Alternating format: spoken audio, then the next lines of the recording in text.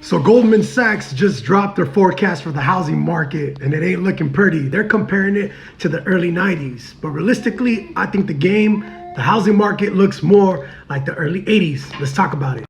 So in the early 80s, mortgage rates doubled, inflation soared, and baby boomers were entering the prime age for real estate buying. Does that sound familiar? In today's market, inflation has soared, mortgage rates have doubled, and millennials, well, we're at the peak pinnacle of home buying. But we're not getting into homes, are we? We're driving a very pent-up demand for what's gonna be coming when these rates drop, a boom. So let's take a look at this graph to illustrate the point. The green line is existing home sales.